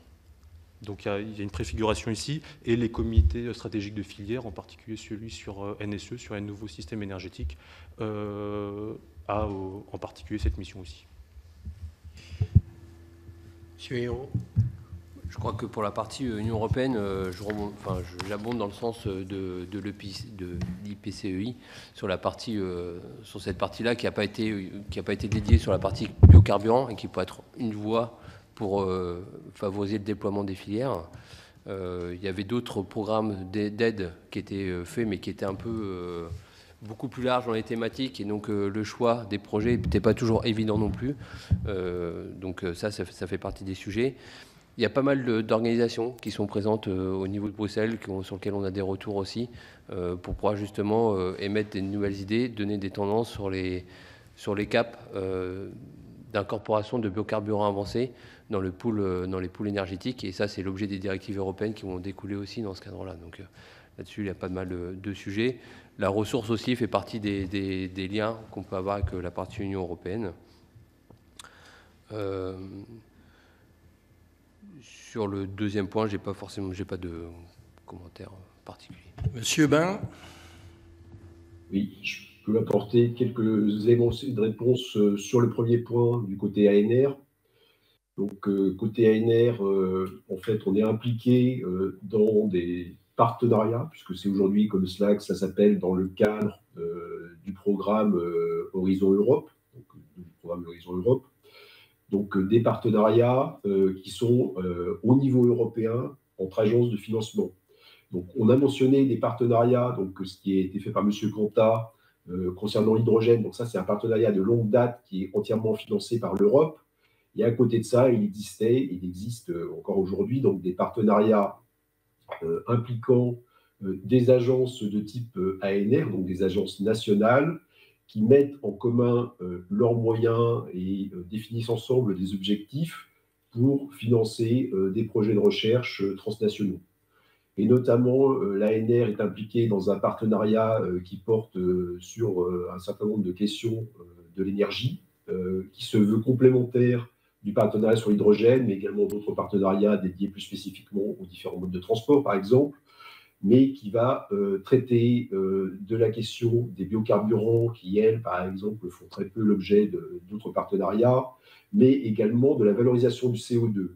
Et je souligne d'ailleurs que ce nouveau partenariat européen sur l'énergie lancé dans le cadre d'Horizon Europe s'appuie sur un ancien dispositif qui existait précédemment, qui s'appelait celui des ERANET, qui avait les mêmes objectifs, peut-être à des échelles moins ambitieuses, mais dont l'un auquel avait participé à la fois l'ANR, mais également l'ADEME, qui portait donc sur tout ce qui était le captage, valorisation, usage et stockage du CO2, donc ce qu'on appelle CCUS en bon franglais, dans lesquels en fait on a été impliqué. Il nous a permis de financer quelques projets avec des partenaires français, notamment un projet qui s'appelle Next CCUS, qui vise à produire massivement du méthanol à partir de CO2 issu de captage et d'énergie solaire. Je voulais quand même aussi mentionner que dans le cadre de ces partenariats, en discutant avec les autres agences impliquées et donc les autres pays, on s'aperçoit que les stratégies du point de vue énergétique peuvent être assez différentes. Je donnerai l'exemple de l'hydrogène. On a parlé, nous, ici, surtout de l'hydrogène bas carbone, décarboné, principalement l'hydrogène obtenu par électrolyse, en fait, électrolyse de l'eau. On s'aperçoit, en discutant avec les autres pays, que ce n'est pas toujours la stratégie qui est suivie, notamment les pays qui ont accès naturellement au gaz naturel, comme par exemple la Norvège, mais peut-être d'autres pays du nord de l'Europe, elles envisagent aussi de produire de l'hydrogène bas carbone à partir de ce gaz naturel en le couplant par exemple au captage du CO2 dans ce cas de figure. Voilà pour ma contribution sur ce point-là. Merci, Monsieur Legris. Juste sur les programmes européens, donc il y a un certain nombre de programmes européens qui ont financé des projets autour des batteries et qui continuent à financer. Par exemple, il y a eu sur les bioraffineries par le passé. Donc le CNRS s'inscrit dans ces recherches collaboratives au niveau européen. Donc au-delà de ce qu'on appelle les ERC qui financent des projets individuels, il existe des projets collaboratifs. Bien, merci. Moi, j'ai trois questions. J'avais noté qu'il fallait une réglementation stable. Merci, Martine. Que la construction d'un mix énergétique nécessitait de ne pas forcément mettre les différentes filières en concurrence. Et puis, vous avez parlé d'investissement. Donc, ma première question, c'est sur le volet financier. Est-ce que vous considérez aujourd'hui que les investisseurs, qu'ils soient publics ou privés, accompagnent suffisamment le passage de la recherche à la transformation industrielle? Et deuxième question, c'est considérez-vous que la recherche-développement que nous menons en France permet à notre pays d'être bien placé au sein de l'Union européenne? Et enfin, quel regard portez-vous sur la stratégie de recherche et industrielle des États-Unis?